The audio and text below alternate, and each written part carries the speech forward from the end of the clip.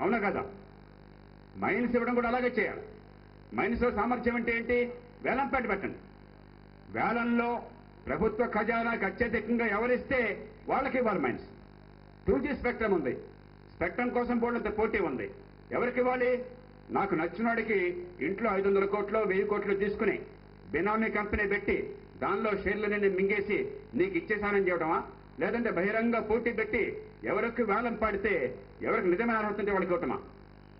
ఆ పని చేయాలి. కాబట్టి అవినీతి పోవాలని చెప్పంటే నిజంగా పోటీ తీసుకొచ్చి నిజాయితీగా ఖజానాకి దీనివల్ల ఎక్కువ డబ్బులు ఏర్పాటు చేయాలి. అలా చేశాక కూడా కొంతమందికి అప్పనంగా లాభాలు రావచ్చు. ఎందుకంటే మార్కెట్లో రేట్లు పెరిగిపోయినాయి అనుకోండి, ఆయిల్ రేట్లు పెరిగినట్టుగా వాడు అన్యాయం చేయకపోయినా అవినీతి రాకపోయినా కూడా 1000 కోట్ల వాడికి వచ్చేయచ్చు. కానీ ఎట్లా వచ్చినాయి? మన వనరుల నుంచి, ప్రజల వనరుల నుంచి వచ్చినాయి. దానికి మరో మార్గం ఉంది, విండ్ ఫాల్ ప్రాఫిట్ ట్యాక్స్ అంటారు. అంటే అప్పనంగా లాభాలు అధికంగా వస్తే ప్రజల వనరులతో ఆ లాభాల్లో ఎక్కువ భాగం ఖజానాలకు ప్రభుత్వానికి చేరడం కోసం ఒక పన్ను వేయడం. ఈ 2 పనులు చేస్తే మైనిల్లో కావచ్చు, 2G స్పెక్ట్రమ్ కావచ్చు, అవినీతి ఆగిపోతుంది. దీనికోసం గొంతెత్తిన మొట్టమొదటి పార్టీ దేశంలో ఏకైక పార్టీ లోక్సత్తా పార్టీ. దాని పర్యవసానంగా ఇవాళ 2G స్పెక్ట్రమ్ అయిన తర్వాత ఈ మైనింగ్లో గొడవల తర్వాత కొత్త మైనింగ్ చట్టం వస్తున్నది. ఆ మైనింగ్ చట్టంలో కేవలం వేలం పాటల ద్వారా, బహిరంగ వేలం ద్వారా నిజాయితీగా ఖజానాకు డబ్బు చేరే రీతిలో మాత్రమే ఈ సహజ వనరులు కట్టబెట్టే ఏర్పాటు జరుగుతున్నది. ఆ చట్టం త్వరలో పార్లమెంటుకు వస్తున్నది. కాబట్టి ఏదో ఆ సమయం వచ్చినప్పుడు హడావడి చేయడం కాదు, చిత్తశుద్ధితో ఏళ్ల తరబడి దేశం కోసం ఏది అవసరమో గమనించి దానికోసం గొంతెత్తి మార్గాన్ని సుగమం చేయాలి, ప్రజాభిప్రాయాన్ని సమకూర్చాలి, రాజీ లేని పోరాటం చేయాలి. ఇక మన సోదరుడు గారు ఇందాక చెప్పాను నేను, అవినీతిలో 2 రకాలు ఉన్నాయి. ఒక రకమేమో ఈ లాలూచి పడే అవినీతి. ఈ 2G స్పెక్ట్రమ్ కోసం కానీ లేకపోతే ఐరన్ ఓర్ కోసం కానీ వీళ్ళంతా కూడా దేశాన్ని దోచుకోవటం కోసం లంచం ఇచ్చినవాడు లంచం పుచ్చుకున్నవాడు ఇద్దరు కలిసి లాలూచి పడి వాళ్ళు లాభపడ్డారు, దేశానికి నష్టమైంది. అక్కడ ఇద్దరిని కఠినంగా శిక్షించే ఏర్పాటు ఉండాలి. కానీ ఇక్కడ 500 రూపాయలు ఏమవుతుంది? ఈ బర్త్ సర్టిఫికేట్ కోసం, కాస్ట్ సర్టిఫికేట్ కోసం చెప్పిన 50 రూపాయలు ఏమవుతుంది? లంచం ఇచ్చేవాడు గతి లేక కన్నేళ్లతో కష్టపడి సంపాదించిన డబ్బుని ఈ లంచం ఇవ్వకపోతే ఇంతకంటే ఎక్కువ నష్టం అవుతుందన్న భయంతో లంచం ఇస్తున్నాడు. అక్కడ లంచం ఇచ్చిన వాడు గతి లేక నష్టపోతున్నాడా? వాడు దుర్మార్గుడా? ఏం చెప్పండి? నష్టపోతున్నాడు. కాబట్టి అక్కడ లంచం ఇచ్చిన వాడు దుర్మార్గుడిని చిత్రించడం కాదు కావాల్సింది, లంచం ఇవ్వకుండా పని జరిగే ఏర్పాటు కావాలి. అందుకే సిటిజన్స్ చార్టర్. ఈవేళ మనం ఒక పని కోసం ఆఫీస్కి వెళ్తే ఆ పని జరగాలంటే లంచం ఇవ్వకపోతే పని జరగదు. అలా కాకుండా దానికి ఆ పనికి కాల పరిమితి పెట్టి 5 రోజులు 1 రోజుల పనిని బట్టి ఆ 1 రోజులకే పని కాకపోయినట్టయితే ప్రతిరోజు ఆలస్యానికి వాడే మనకు రోజుకు 100 రూపాయలు పెనాల్టీ ఇచ్చాడు అనుకోండి. అప్లికేషన్ పెట్టిన వాళ్ళకి మనం లంచం ఇవ్వడం పక్కన పెట్టేసి టైంకి పని కాకపోతే ప్రతిరోజుకి 100 రూపాయలు వాడిచ్చే ఏర్పాటు జరిగిందనుకోండి, లంచాలు ఉంటాయా? ఆగిపోతాయి. దాన్నే సిటిజన్స్ చార్టర్ అని చెప్పంటారు. ఆంధ్రప్రదేశ్లో దేశంలో మొట్టమొదటిసారిగా ఇప్పుడుగా 9 ఏళ్ల క్రితం లోక్సత్తా ఉద్యమం ఈ రాష్ట్రంలో మున్సిపాలిటీలో అలాంటి సిటిజన్ చార్టర్ ఏర్పాటు చేయించింది ప్రభుత్వంతో పోరాడి. అది అమలైంది కొంతకాలం. చాలా మున్సిపాలిటీల్లో కొన్ని 100 మంది పెనాల్టీలు రోజుకి 50 రూపాయలు దానిలో పెట్టించాం. 50 రూపాయలు తీసుకున్నారు. కానీ దాన్ని చట్టం ద్వారా తేలా, కేవలం ఒక జీవో ద్వారా తెచ్చారు కాబట్టి కాలక్రమేణా కనుమరుగైపోయింది. ఈవేళ అది చాలదు, ఒక చట్టం కావాలి బలంగా. దేశవ్యాప్తంగా ప్రతి శాఖలో కూడా ఈ సిటిజన్ చార్టర్లు ఉండాలి. ఇలాంటి లంచం లేకుండా పని జరగాలని చెప్పని ఓ గట్టి పోరాటం జరుగుతుంది. దానికోసం చట్టం వస్తున్నది. కాబట్టి అవినీతి పోవాలని చెప్పంటే పిడికి బియ్యాన్ని కొట్టే మాత్రం పనికిరాదు. ఎక్కడ ఒక్కొక్క స్థాయిలో ఒక్కొక్క రకమైన అవినీతికి ఒక్కో రకమైన మందు ఉన్నది. ఎలాగైతే డాక్టర్ అన్ని జబ్బులకి ఒకటే మందు ఇవ్వడో, పూర్వకాలం డాక్టర్ దగ్గరికి పోతే ఎర్ర మందు తెల్ల మందు 2 ఉండేవి. ఏ జబ్బుకు వచ్చినా కూడా ఏదో ఒకటి పుస్తకం పంపించేవాడు. అట్లా కాదు, జబ్బు ఏంటో తెలుసుకోవాలి, దానికి ఏ మందు అర్థం చేసుకోవాలి, ఆ సరైన మందు ఇవ్వాలి. ఆ విషయం ప్రజలందరికీ అర్థం కావాలి. అందుకోసం ఈ పోరాటం జరుగుతుంది. అర్థమైందా? నేను ముగింపుకు వస్తాను. మీరంతా ఎండన పడుతున్నారు కాబట్టి ఎక్కువసేపు గంట అనుకున్నాం, 2 గంటలు జరిగిపోయింది. ఎంతకంటే ఎక్కువ మిమ్మల్ని ఇబ్బంది పెట్టడం ధర్మం కాదు. అమ్మ నాకు అభ్యంతరం లేదు, మరి మీ అందరికీ టైం పోతుంది కదా. తర్వాత DRJP Loksatta, doctor JP Loksatta, single word. gmail.com దానికి పంపించండి. ఎన్ని ప్రశ్నలు కూడా సమాధానం పంపిస్తాం. ఎందుకంటే మీ అందరిలో అవగాహన పెరగడం నాకు కావాల్సింది కూడా ఇలాంటి సభలు జరగవు. మామూలుగా వచ్చి ఒక తప్పుడు ఉపన్యాసం తప్ప నిజాయితీగా నిర్దిష్టంగా మనలో చైతన్యాన్ని పెంచే ఏర్పాట్లు జరగవు. అందుకోసం చెప్పాను ఎన్ని ప్రశ్నగా నేను సిద్ధంగా ఉన్నా, నాకు అభ్యంతరం లేదు. కానీ మీకు ఆలస్యం అవుతుందని నా ఆందోళన అంతే. చెప్పినాను మళ్ళీ నువ్వు అడిగా కాబట్టి ఆమెకు కూడా ఛాన్స్ ఇవ్వాలి కాబట్టి నెక్స్ట్ ఆమె. సార్ ఈ రోజు వ్యవసాయం చాలా నీచంగా తయారైంది సార్. దాదాపు ఎన్నో కమిటీలు నీచంగా కాల సార్ చేస్తున్నారు సార్. కష్టపోతున్నారు సార్. ఈ రోజు వ్యవసాయం చేద్దామంటే చాలా ఇదిగా ఉన్నారు సార్. దాదాపు ఇక్కడ వచ్చే 80% స్టూడెంట్స్ కూడా బ్యాక్గ్రౌండ్ మొత్తం వ్యవసాయం సార్. ఎన్నో కంపెనీలు వేసి సమయాన్ని వృధా చేస్తున్నారు కానీ రైతులకు లాభసాటి వ్యవసాయం అందించట్లేదు సార్. దీని గురించి మీరు ఏమన్నా అసెంబ్లీలో ఏమైనా ప్రవేశపెడుతున్నారు సార్? తప్పకుండా సార్. నా పేరు శ్రీలత సార్. నేను వికాస్ కాలేజ్ లో డిగ్రీ ఫస్ట్ ఇయర్ చదువుతున్నాను. చెప్పమ్మా. భారతదేశంలో ఇన్ని రకాల అవినీతి ఉన్న చట్టాలు ఉండగా ఇది లోక్పాల్ చట్టం ఒకటే వీటిని నిర్మూలిస్తుంది, అవినీతిని నిర్మూలిస్తుందా సార్? Good question. రెండు కవర్ చేస్తాను నేను కంక్లూషన్ లో. ఓకే బాబు రానా సార్. ఒక సాఫ్ట్వేర్ ఇంజనీర్ కి 6 గంటలు పనిచేస్తే 60 వేలు వస్తున్నాయి. అదే 6 గంటలు పరిశీలించిన రైతులకి అప్పుడు బాగా తప్ప అంత మీరు చేయలేదు సార్. దీని గురించి మీ ప్రశ్న ఏమంటారు? నీ పేరు నాన్న? Rambabu sir. Rambabu very good sir. అదే కూడా సార్, వాళ్ళు ఒక ఉద్యోగంలో చేరాడంటే అతని కుటుంబాలకు అతని తాతలు కూడా కొడుక్కి వాళ్ళ కొడుకుని తప్ప ఇక్కడ ఉన్న స్టూడెంట్స్ ఒక్కరు కూడా రావట్లేదు సార్. ఎందుకంటే జరుగుతున్నా ఓకే సార్. సార్ ఒక్క నిమిషం, ఒకే నిమిషం సార్.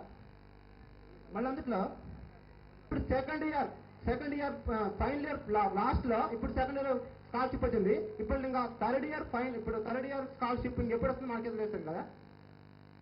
ఇప్పుడు మీరు సమాధానం చెప్పండి సార్. అంటే ఉపన్యాసాలు అక్కర్లా, మన గుండె లోతుల్లోకి వెళితే ఏది మన మనసుల్లోకి చొచ్చుకుపోవాలో అది ఆటోమేటిక్గా చొచ్చుకుపోతుంది. కాబట్టి నేను ఇదే రిపీట్ చేయకుండా కొన్ని అంశాలు చాలా క్లుప్తంగా చెప్తాను. వ్యవసాయం గురించి ఆందోళనలు దాని గురించి కూడా ప్రస్తావన చేస్తాను క్లుప్తంగా. టైం లేదు కాబట్టి ఎక్కువ లోతుకెళ్ళను. ఎన్నో సందర్భాల్లో నేను మాట్లాడుతున్నాను, మా సోదరులు మాట్లాడుతున్నారు, బోడంత సాహిత్యం ఉన్నది. ఇంకోసారి రిపీట్ చేయక్కర్లా. ఇది ఒక వాతావరణం సృష్టించడం కోసం కానీ ప్రతి అంశాన్ని మనం కవర్ చేయలేం. మీరు కాలేజీలో పాఠాలన్నీ ఒక్క పూట 1 గంట చెప్పేసాడు అనుకోండి, మాస్టర్కి చెప్పే శక్తి ఉన్నా మీరు హరించుకోగలరా? లేదు కదా. కుక్కేస్తే కష్టం, అజిత్ అవుతుంది. కాబట్టి మీలో ఆలోచించే శక్తిని పెంచడం నా లక్ష్యం. అన్నిటికీ సమాధానాలు ఉన్నాయి, కానీ అన్ని సమాధానాలు గంటలు చెప్తే హరాయించుకోలేరు. కాబట్టి క్లుప్తంగా కొన్ని అంశాలు చెప్తాను. మొట్టమొదటిది ఇందాక ప్రస్తావించిన అంశాలు కొన్ని చెప్తున్నాను. మొట్టమొదటిది, మన దేశంలోనే కొన్ని రంగాల్లో అవినీతి తగ్గింది. ఉదాహరణ చెప్తారా ఎవరన్నా? ఏమండి వినిపించట్లా? టెలిఫోన్లు ఎవరో చెప్తున్నారు, అవునా? 20 ఏళ్ల క్రితం ఫోన్లు కావాలని చెప్పంటే ఆ రోజుల్లో ఓన్ యువర్ టెలిఫోన్ అని చెప్పని 8,000 రూపాయలు డిపాజిట్ కట్టాల్సి వచ్చింది. 20 ఏళ్ల క్రితం 8,000 అంటే ఇప్పుడు ఎంత డబ్బు? 20 ఏళ్ల క్రితం 8,000 అంటే ఇవాళ ఎంత వాల్యూ ఉంది? 1,00,000 రూపాయలు ఉంటుంది. అంత డబ్బు కొన్నేళ్లు డిపాజిట్గా కడితే ఆ డిపాజిట్ మళ్ళీ తిరిగి రాదు. కడితే తర్వాత ఎప్పుడో మంజూరు అయ్యేది.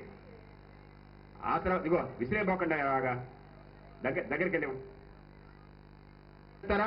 మొబైల్ ఫోన్ కానీ లేకపోతే ఇంకో ల్యాండ్ లైన్ కానీ దాదాపు అందరికీ ఉన్నాయి కదా. ఎవరన్నా లంచం ఇచ్చారా ఈ ఫోన్ కోసం అంటే అందరూ మహాత్ములు అయిపోయారు. టెలిఫోన్లో ఏమైంది? పరిస్థితుల్ని మార్చాం, వ్యవస్థలో కొన్ని మార్పులు తీసుకొచ్చాం టెలిఫోన్ల వరకు. దాంతో అవినీతి పోయింది. కాబట్టి అవినీతి తగ్గిందనడానికి మన దేశంలోనే సాక్ష్యాలు ఉన్నాయి. మీరు ఇక్కడి నుంచి హైదరాబాద్ పోవాలి, ఢిల్లీ పోవాలి, రైల్వే స్టేషన్కి పోయి రిజర్వేషన్ చేయించుకుంటే 5 నిమిషాలు రిజర్వేషన్ అయిపోతుంది. సీట్ ఉంటే వస్తుంది, లేదంటే వెయిట్ లిస్ట్ అవుతుంది. లంచం ఇస్తున్నారా ఏమన్నా? అక్కడేమైంది? టెక్నాలజీ వచ్చింది. అక్కడేమైంది? పారదర్శకత, ట్రాన్స్పరెన్సీ వచ్చింది. లంచం పోయింది. లంచం పోవాలంటే రకరకాల మార్గాలు ఉన్నాయి. మన దేశంలోనే కొన్ని రంగాల్లో లంచాలు తగ్గిపోయినాయి. కాబట్టి ఆత్మవిశ్వాసం కావాలి. రెండోది ఇందాకే చెప్పాను, ఒక్క లోక్పాల్ చాలు, ఆస్తులన్నీ కూడా జప్తు చేసే చట్టం కావాలి. 2009లోనే రాష్ట్ర శాసనసభకు ప్రజలన్నీ పంపించిన మరుక్షణమే శాసనసభ ముందు అన్ని పార్టీలకి కూడా ఆనాడే అవినీతిని అంతం చేయాలో ఈ లోకాయుక్త పెట్టాం, దానిలో ఆస్తులు జప్తు చేయడం పెట్టాం, స్పెషల్ కోర్టులు పెట్టాం, స్వతంత్ర ప్రాసిక్యూషన్ పెట్టాం, ఏసీబీకి పూర్తిగా స్వతంత్ర ప్రతిపత్తి పెట్టాం. ఈవేళ దేశవ్యాప్తంగా ఏం చర్చ జరుగుతుందో, ఏం మాట్లాడుతున్నారో అవన్నీ దేశంలో మొట్టమొదట ప్రతిపాదించిన పార్టీ లోక్సత్తా పార్టీ. ఆ చట్టం తయారు చేసి శాసనసభ ముందు పెడితే ఒక్క పార్టీ నాయకుడు అంటే ఒక్క పార్టీ నాయకుడు, ఒక్క పార్టీ అంటే ఒక్క పార్టీ పొరపాటును కూడా నోరు తెరవలా. ఈవేళ ఇందాక సోదరుడు బాబ్జీ చెప్పాడు, వాళ్ళు ఏం చేస్తున్నారు, దెయ్యాలు వేదాలు వల్లించినట్టుగా వాళ్ళంతా మేమున్నామంటే మేమున్నాం, అవినీతి పోవాలంటున్నారు.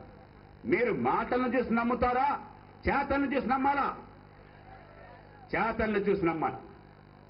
మాటల వెనకాల చేతలుంటే, నీతి కోసం అవినీతి వ్యతిరేకంగా పోరాడిన చరిత్ర ఉంటే, అవినీతికి అతీతంగా నడిపిన జీవితం ఉంటే వాళ్ళని నమ్మాలి. కానీ సందర్భం వచ్చింది కదా అని చెప్పి ఏ ఎండకా గొడుగు పట్టేవాళ్ళు ఉన్నారే ఆషాఢభూతులు, చాలా ప్రమాదకారం.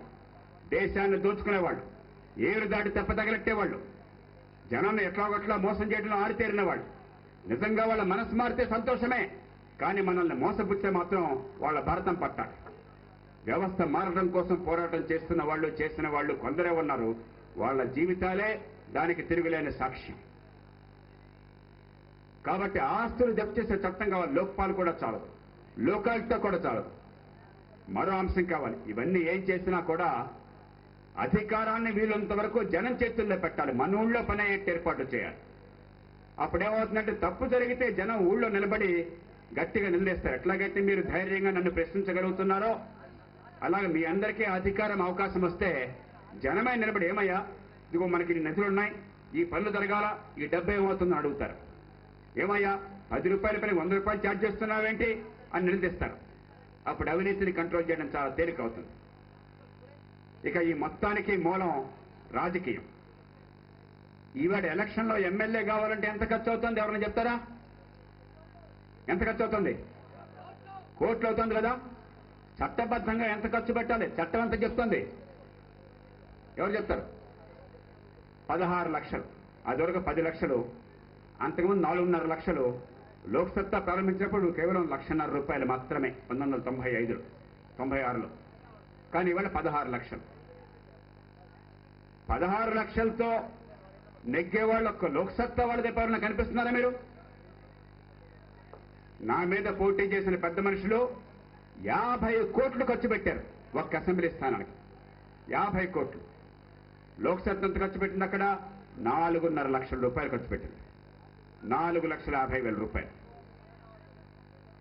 50 కోట్లు నెగ్గే రోజులు ఉన్నంత కాలం, ఓట్లు డబ్బులతో కొన్నంత కాలం, ఈ పార్టీ వాడుకొని ఆ పార్టీ వాడుకొని ఓట్లు కొనకపోతే రాజకీయం సాధ్యం కాదనే పరిస్థితి ఉన్నంత కాలం మీరేం చేసినా కూడా అవినీతి కొనసాగుతూనే ఉంటుంది. కాబట్టి రాజకీయాన్ని మార్చాలి. రాజకీయాన్ని మార్చకుండా, నిజాయితీ నెగ్గే ఏర్పాటు లేకుండా, సమర్థులు వచ్చి రాజకీయాల్లో పాలు పంచుకోకుండా, నాయకత్వ లక్షణాలున్న వాళ్ళు, సమర్థులు, ఏ వృత్తిలో అయినా వ్యాపారంలోనైనా రాణించే వాళ్ళు ఈ జాతిని కాపాడడం కోసం కొంత త్యాగం చేయాలి. మా కుటుంబాలను చూసుకుంటూ మేము ప్రజల కోసం నాయకత్వాన్ని ఇవ్వాలని ముందుకు వచ్చేవాళ్ళు. లేకపోతే ఆ గాంధీ వచ్చినట్టుగా, అంబేద్కర్ వచ్చినట్టుగా, రాజాజీ వచ్చినట్లుగా, ప్రకాశం పంతులు వచ్చినట్లుగా, బూరుగుల రామకృష్ణరావు వచ్చినట్టుగా, మరెందరూ నాయకులు వచ్చినట్టుగా ఈవేళ మళ్ళీ రాకపోతే, నిజమైన 2వ స్వాతంత్ర్య పోరాటం రాకపోతే అవినీతిని మనం పూర్తిగా అంతం చేయలేం. అందుకోసమే లోక్సత్తా పోరాటం చేస్తున్నది. ఇక వ్యవసాయాన్ని గురించి ఒక్క మాట దాంతో ముగిస్తాను. ఇందాక సోదరుడు చెప్పినట్టుగా ఈవేళ వ్యవసాయంలో ఉన్న పాపానికి సమాజంలో 55% జనాభాకి పూర్తిగా వ్యవసాయం ఆధారపడ్డ వాళ్ళు. ఒక కుటుంబంలో 5 ఉంటే ఒక కుటుంబానికి నెలసరి ఆదాయము 5,000 రూపాయలు సగటున. వ్యవసాయంలో ఉన్న కుటుంబాలకి 55%. అదే వ్యవసాయం బయట ఉన్న ఇతర రంగాల్లో వాళ్ళకి నెలసరి ఆదాయం 40,000 రూపాయలు. అది తప్పు కాదు. మన టీచర్లకి, మన డాక్టర్లకి, మన లాయర్లకి, మన వ్యాపారులకి, మన ఆడిటర్లకి, మన ఇతర వృత్తులకి ఆదాయం రావాలి, వద్దని అంటున్నా. 40,000 చాలదు, 4 లక్షలు కానివ్వండి, దేశం అభివృద్ధి చెందాలని చెప్పంటే. కానీ 55%కి 5,000 మాత్రమే ఆదాయం వస్తాయి నెలకి కుటుంబానికి. వ్యవసాయంలో ఉన్న పాపాన్ని కన్నీళ్లు కార్చే పరిస్థితి వస్తే, పంట పండినా నష్టమే, పంట ఎండితే ఎలాగో కష్టమే అనే పరిస్థితి ఉన్నట్టయితే ఈ దేశం నష్టపోతుంది. కేవలం రైతు కుటుంబాలు మాత్రమే కాదు నష్టపోయేది, కేవలం వ్యవసాయ కూలీ కుటుంబాలు మాత్రమే కాదు నష్టపోయేది, మిగతా వృత్తి వాళ్ళు నష్టపోతారు. ఒక డాక్టర్గా ఫీజు కట్టాలంటే ఎవరు కడతారు? గ్రామాల్లో ఉన్న పేదలు వచ్చి ఫీజు కట్టే శక్తి ఉండాలి. ఒక వ్యాపారి వస్తువులకు అమ్మాలంటే కొనేవాళ్ళు ఎవరు? ఈ మైక్ కొనాలన్నా, ఈ బట్ట కొనాలన్నా, ఈ పెన్ను కొనాలన్నా, ఈ కాగితం కొనాలన్నా ఎవరు కొంటారు? సామాన్యుల చేతిలో డబ్బు ఉంటాయి. సామాన్యులు నిరుపేదలుగా మిగిల్చేస్తే మిగతా వాళ్ళు బాగుపడరు, ఆర్థిక వ్యవస్థ కుంగిపోతుంది. ఈవేళ మీరు చూసారో లేదో 9%, 10% పెరిగిన ఆర్థిక వ్యవస్థ క్రమక్రమంగా 5-6కు వచ్చేస్తాను. ఇలాగే కొనసాగితే ఇంకా తగ్గిపోయి 3-4% కావచ్చు. మళ్లీ ఈ దేశంలో నిరుద్యోగం బెతకం పెరిగిపోవచ్చు. ఎందుకని? కొనుగోలు శక్తి లేకుండా పోతున్నది. అవినీతి వల్ల దేశ సంపద అంతా కొందరు చేతుల్లోకి పోతోంది. మౌలిక సదుపాయాలు కల్పించడం లేదు. ఇందాక శ్రీనివాస్ చెప్పినట్టుగా కరెంటు లేదు. కరెంటు లేకపోతే పరిశ్రమలు ఎట్లా వస్తాయి? చదువు ఎట్లా ఉంటుంది? ఉద్యోగాలు ఎట్లా వస్తాయి? అవేమి లేకుండా పోతున్నాయి. రెండోది కొనుగోలు శక్తి అత్యధికుల్లో లేకుండా పోతుంది. ముఖ్యంగా వ్యవసాయంలో ఉన్న పాపానికి గ్రామీణ ప్రజల్లో పోతుంది. దానివల్ల పరిశ్రమలు రావు. కాబట్టి మొత్తం అందరూ నష్టపోతారు. ఎవరన్నా వచ్చి జేపీ గారు మీరు ఆందోళన పడబోకండి, వ్యవసాయం ఎంతకాలం త్యాగం చేసింది, మరి ఇంకో 20 ఏళ్ళు త్యాగం చేస్తే ఈ పిల్లల బతుకు బాగుపడుతుంది అని రుజువు చేస్తే నేను సంతోషంగా ఆహ్వానిస్తాను. కానీ అది వాస్తవం కాదు. వ్యవసాయాన్ని బాగు చేయకుండా, వ్యవసాయ రంగంలో ఆదాయాన్ని పెంచకుండా ఈ దేశంలో ఆర్థిక సంపదని పెంచలేము, ఈ యువతకు ఉపాధిని కల్పించలేము, మీకు మంచి భవిష్యత్తును ఇవ్వలేము. ఇది 100% అర్థం చేసుకున్న పార్టీ కాబట్టి లోక్సత్తా మీరు నా సమయాన్ని మీరు తీసుకున్నట్టయితే ఎంత టైం దేనికి కేటాయిస్తున్నాడు ఈయనని మీరు ఆలోచించినట్టయితే 180 2 పనులకే కేటాయిస్తున్నాను. సగం పనేమో యువతతో కూర్చోడానికి, దేశంలో ఎక్కడైనా సరే ఓ కాలేజీ కావచ్చు, ఖమ్మంలో వేలాది మంది విద్యార్థులతో సదస్సు కావచ్చు, ఐఐటీలు ఐఐఎం దగ్గర నుంచి ఒక స్కూళ్ళు కాలేజీ దాకా దేశవ్యాప్తంగా ఎక్కడైనా సరే విద్యార్థుల్లో చైతన్యం కోసం నేను ఖర్చు పెడుతున్నాను. యువత భవిష్యత్తుని మార్చుకుంటుంది, యువతే దేశానికి ఆశాదీపం అని చెప్పని. మిగిలిన సగం నేను ఇస్తున్నది వ్యవసాయం కోసం, రైతుల కోసం. ఊరికే మాటలు కాదు. లోక్సత్తా ఈవేళ నిజాయితీ అనే వాదనలు చేసిన కారణంగా క్రమక్రమంగా పరిస్థితులు మారుతున్నాయి. ఈనాటికి నిరుడు రైతుల పరిస్థితి ఉదాహరణకు వరి పంటలో దయనీయంగా ఉన్నది, భయంకరంగా ఉన్నది. ఈ ఏడాది అద్భుతాలు జరగలే, కానీ నిరుడితో పోలిస్తే క్వింటాలకి 250 రూపాయలు రైతుకి రేటు పెరిగింది. ఒక్కసారి మీ తల్లిదండ్రులు కలుపుకోండి, మీరు ఎక్కడైనా సరే ఓ 200 రూపాయలు పెరిగింది. కేవలం లోక్సత్తా చేసిన కృషి వల్ల, మన పోరాటం వల్ల నిరుడు బియ్యానికి ఎక్స్పోర్ట్లు లేకుండా అణిచేశారు రేట్ని. ఈ సంవత్సరం ఎక్స్పోర్ట్లు అనుమతిస్తున్నారు. అలాగే మిగతా మార్పులు వ్యవసాయంలో ఉన్నాయి. ఊరికే కబుర్లు చెప్పడం కాకుండా మనోళ్ళంతా కూడా ఉపన్యాసాలు ఇస్తారు. ఏమంటారు? రైతే రాజు, పల్లె సీమలే ఏమంటారు? పల్లె సీమలే పట్టుకొమ్మలు, రైతే దేశానికి వెన్నెముక. ఇలా డైలాగులు చెప్పి రైతును మోసం చేస్తున్నారు. ఇవి కాదు కావాల్సింది. రైతుకి ఆదాయం పెంచే మార్గాలు కావాలి, రైతు పండించిన పంటకు ధర కావాలి. అందుకోసం లోక్సత్తా రాజీలేని పోరాటం చేస్తున్నది. ఖచ్చితంగా ఈ పోరాటంలో మనమంతా సంఘటితంగా విజయం సాధిస్తాం. ఇందాక డాక్టర్ రాఘవులు గారిని పరిచయం చేస్తూ మీకు చెప్పారు, స్వతంత్ర రైతు సంఘాల సమాఖ్యకి ఈ జిల్లాలో కన్వీనర్గా ఉన్నారు అని చెప్పిన ఆయన ఒక డాక్టర్. కానీ లోక్సత్తా పార్టీ వ్యవసాయాన్ని కీలకాంశంగా చేపట్టింది కాబట్టి పార్టీలకు అతీతంగా రైతులను కలపడం కోసం స్వతంత్ర సంఘాల సమాఖ్య ఏర్పాటు చేసింది. దానికోసం పోరాటం చేస్తున్నది. కాబట్టి మీ మనసులో ఉన్న ఆవేదన నిజాయితీ అయింది. దానికి పరిష్కారాలు ఉన్నాయి. ఆ పరిష్కారాలను ఒట్టి మాటలతో కాదు, చేతల్లో లోక్సత్తా చూపెడతాను.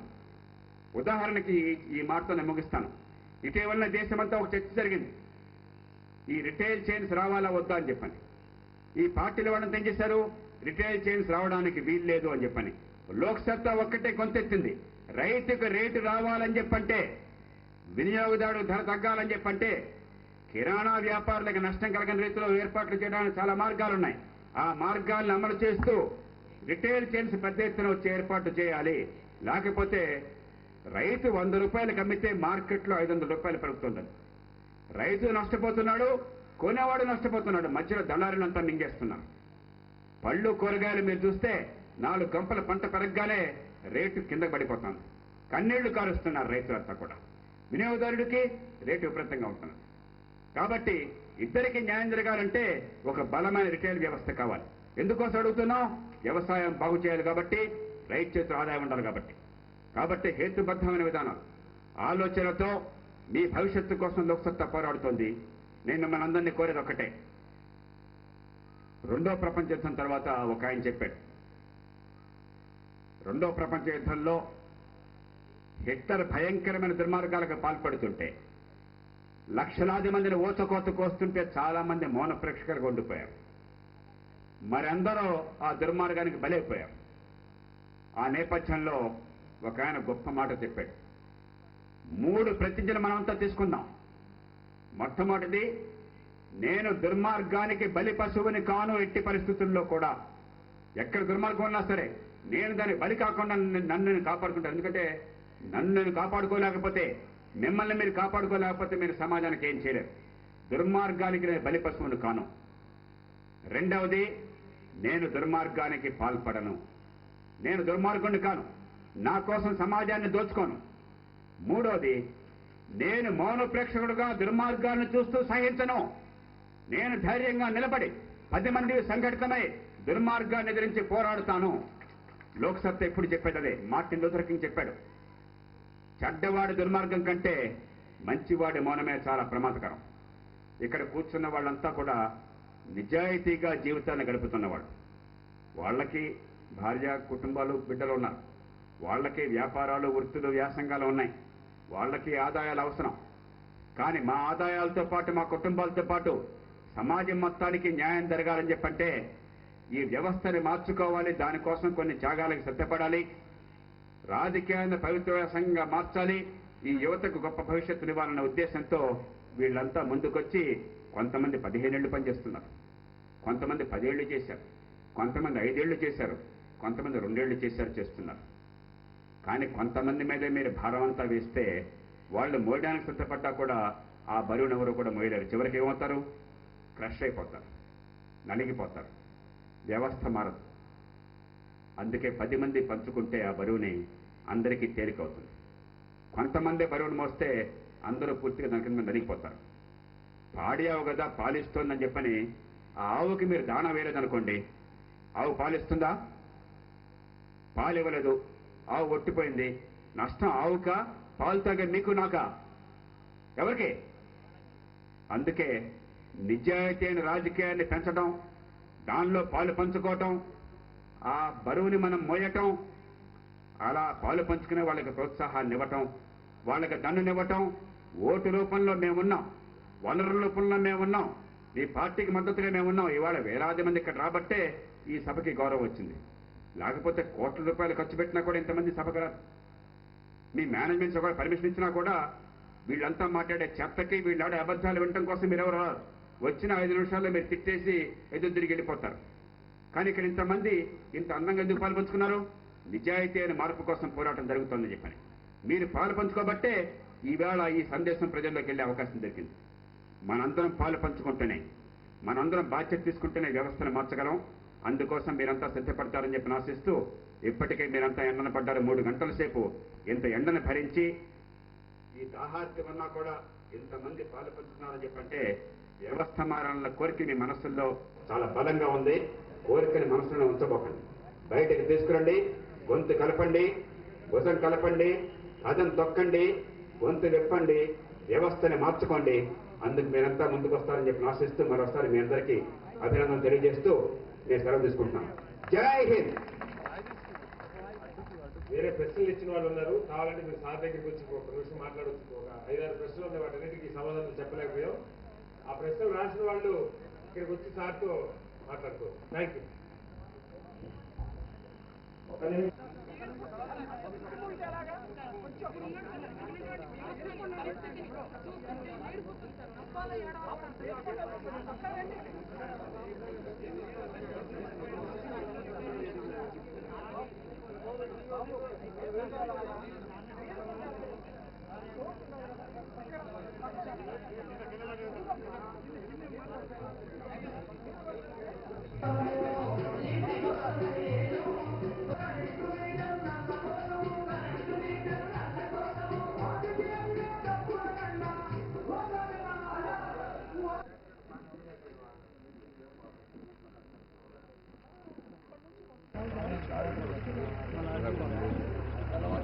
పార్టీ వారు జేపీ గారు మీ అందరికీ పరిచయమైనటువంటి వ్యక్తి.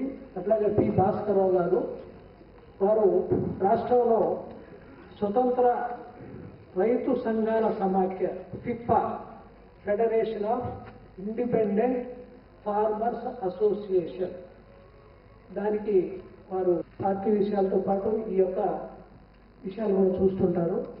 మీరు ఎప్పుడు పేరు వినుంటారు.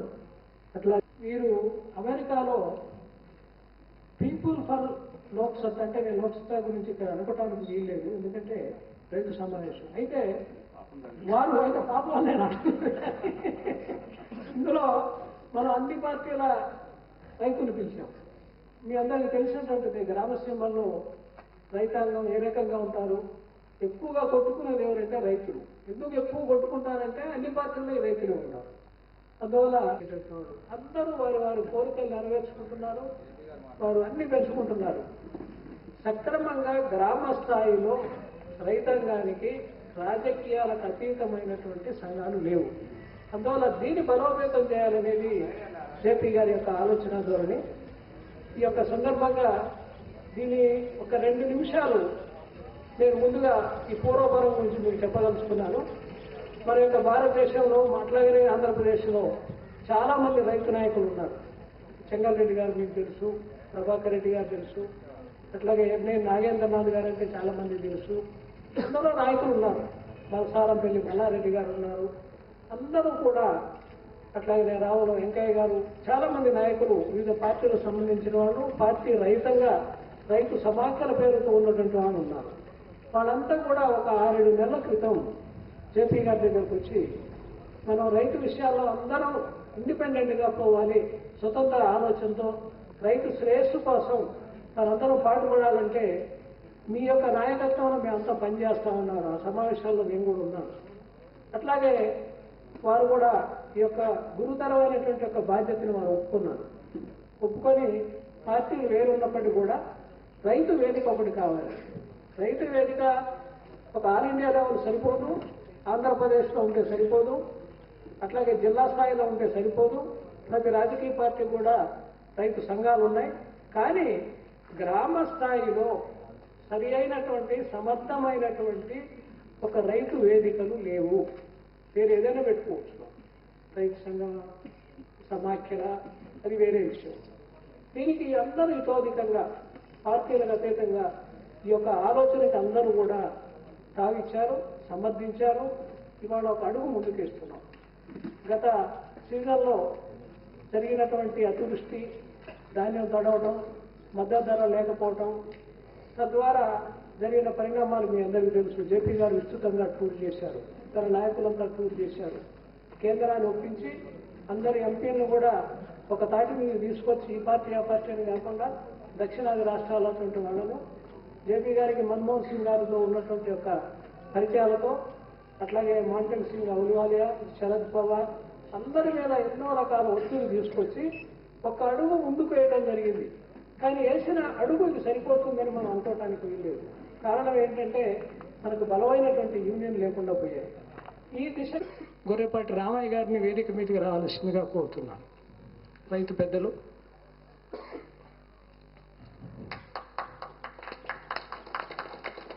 అట్లాగే చిదంబరం గారు, వారిని కూడా ఉచ్చెల గ్రామ వాస్తవ్యులు,